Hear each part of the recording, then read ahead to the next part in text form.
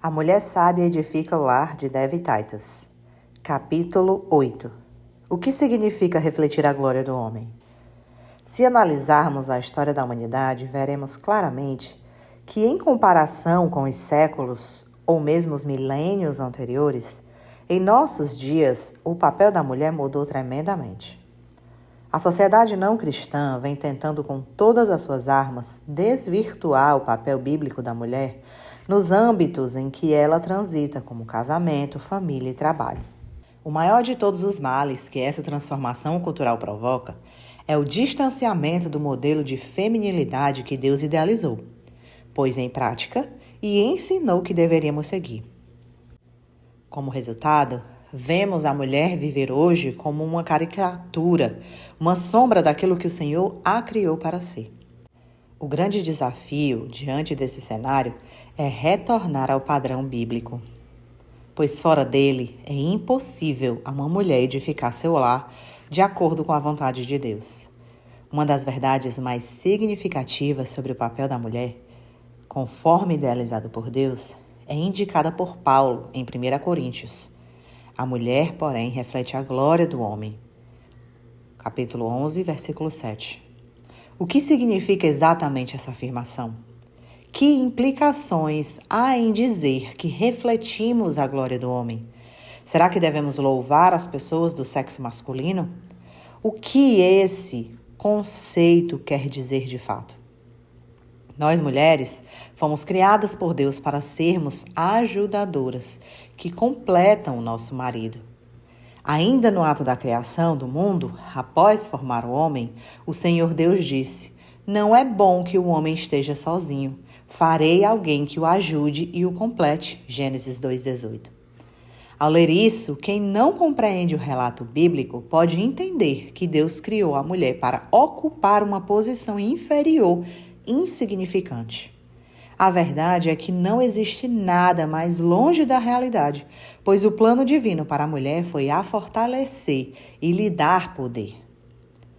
Para compreender, diante desse fato, o que significa dizer que a mulher reflete a glória do homem, nos basearemos e nos aprofundaremos na palavra de Deus. Meu objetivo é deixar que ela mesma interprete aquilo que revela. Leiamos o texto em seu contexto. O homem não deve cobrir a cabeça, pois ele foi criado à imagem de Deus e reflete a glória de Deus. A mulher, porém, reflete a glória do homem, pois o homem não veio da mulher, mas a mulher veio do homem. E o homem não foi criado para a mulher, mas a mulher foi criada para o homem. Por esse motivo, e também por causa dos anjos, a mulher deve cobrir a cabeça, para mostrar que está debaixo de autoridade. Entre o povo do Senhor, porém, as mulheres não são independentes dos homens, e os homens não são independentes das mulheres. Pois, embora a mulher tenha vindo do homem, o homem nasce da mulher e tudo vem de Deus. 1 Coríntios 11, versículos do 7 ao 12. Essa passagem reforça o que vemos no relato de Gênesis. O homem não foi originado da mulher, mas a mulher foi originada do homem. Porque, na verdade, o homem não foi criado para a mulher, mas a mulher para o homem. Em Cristo, por meio da redenção, a mulher não é independente do homem e o homem não é independente da mulher.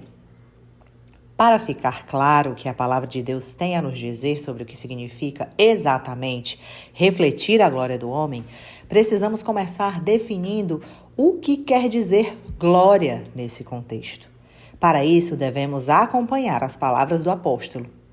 Paulo começa 1 Coríntios 11 dizendo: "Eu elogio porque vocês sempre têm se lembrado de mim e têm seguido os ensinamentos que lhe transmiti. Mas quero que saiba de uma coisa: o cabeça de todo homem é Cristo." Versículos 2 e 3. Aquela igreja admirava Paulo como líder, mas ele fazia questão de lembrar e reforçar que, embora ele fosse um apóstolo e aqueles cristãos estivessem devotando seus ensinamentos, era imperativo que se lembrassem de que ele não era quem deveriam admirar, seguir e adorar. Paulo enfatiza a autoridade e a primazia de Deus.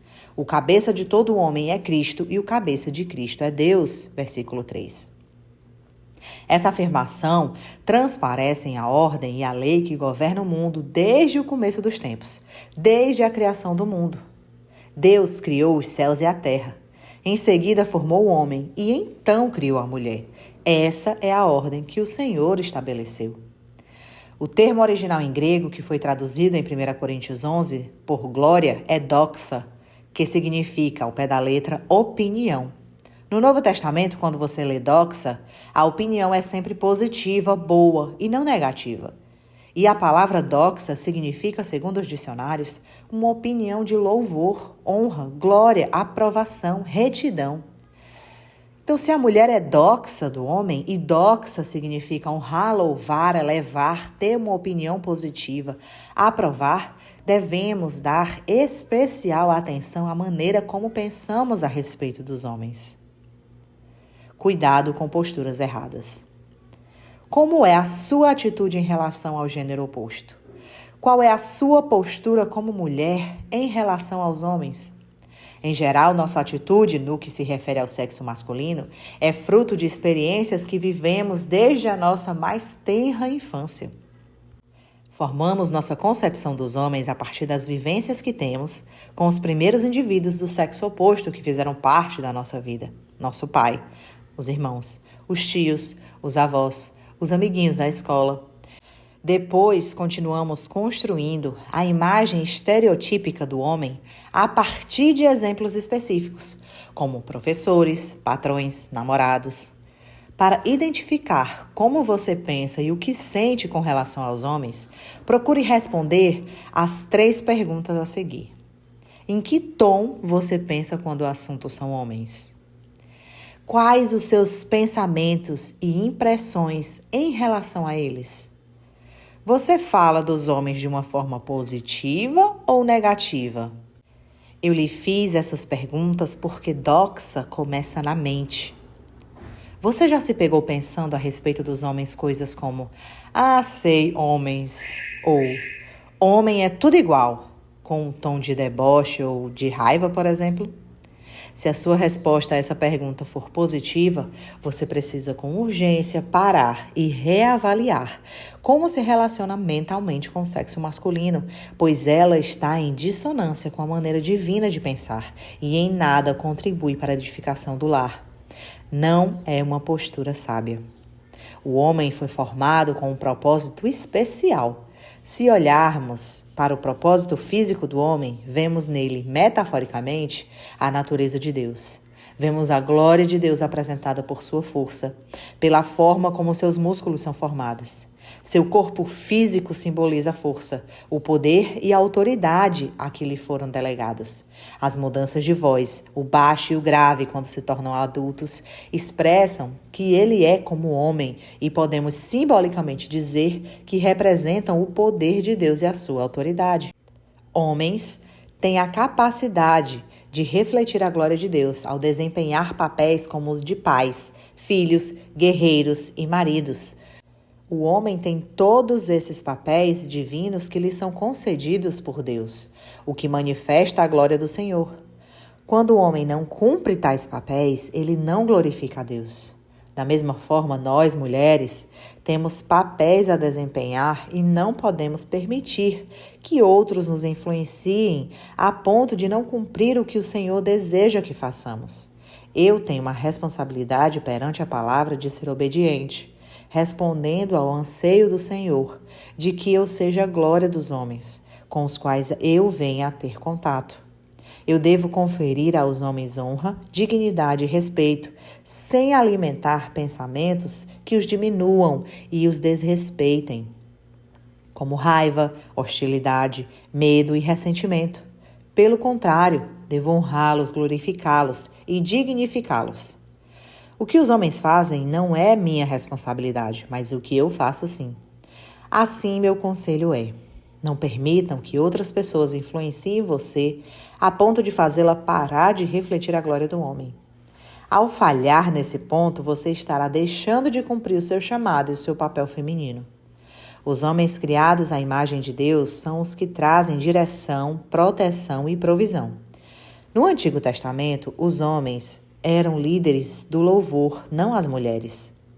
Eles construíam os locais de culto. Eles lideravam o louvor. Por quê? Porque homens refletem a glória de Deus. Nossa sociedade deturpa os papéis do homem e das mulheres. Na medida em que a sociedade caminha para mais longe de Deus, passamos a ver fenômenos como igrejas que são lideradas por mulheres. Toda vez que o homem se aproxima de Deus, ele começa a liderar novamente em louvor. Quando ele fica longe de Deus, nem sequer o louva, porque não está glorificando ao Senhor. Nós, mulheres, não devemos liderar onde não deveríamos estar liderando. Você entende isso? Não cabe a nós liderar. Fomos criadas para refletir a glória do homem, para auxiliá-lo, e o que é diferente disso está fora do plano divino. E fora do plano divino, ninguém consegue edificar o lar. Se você está fora do plano de Deus, em que plano está? A resposta é óbvia: no do adversário de Deus. Se você está fora do propósito divino, cumpre o propósito do inimigo. Essa eu tenho plena consciência. Não é uma mensagem popular em nossos dias, mas é a mensagem da Bíblia. Vamos orar? Senhor da minha vida, obrigada por poder conhecer ainda mais a Tua palavra viva. Agradeço por compreender por intermédio dela o que Tu desejas para mim. Peço que me ajudes a ser uma mulher que reflita a Tua glória ao refletir a glória do homem, como dizem as Tuas santas Escrituras. Em nome de Jesus. Amém. Perguntas para refletir. Descreva o que significa refletir a glória do homem. Faça uma autoavaliação e responda: algumas de suas atitudes ou de seus pensamentos não refletem a glória do homem? Se sim, como pode mudar? De que maneira você muda a forma como fala dos homens? Caso costume tecer comentários depreciativos, jocosos ou agressivos sobre eles. E desde já agradeço você que ouviu até aqui. Peço que se inscreva no nosso canal, clique em gostei caso tenha gostado desse capítulo e compartilhe esse capítulo. Nós temos a playlist desde o começo desse livro até esse capítulo que você está ouvindo agora. Compartilhe nos seus grupos, com as suas amigas, para que elas também sejam abençoadas com essa palavra. E isso ajuda esse conteúdo a chegar a mais pessoas. Muito obrigada por ter chegado até aqui. Até a próxima. Deus te abençoe.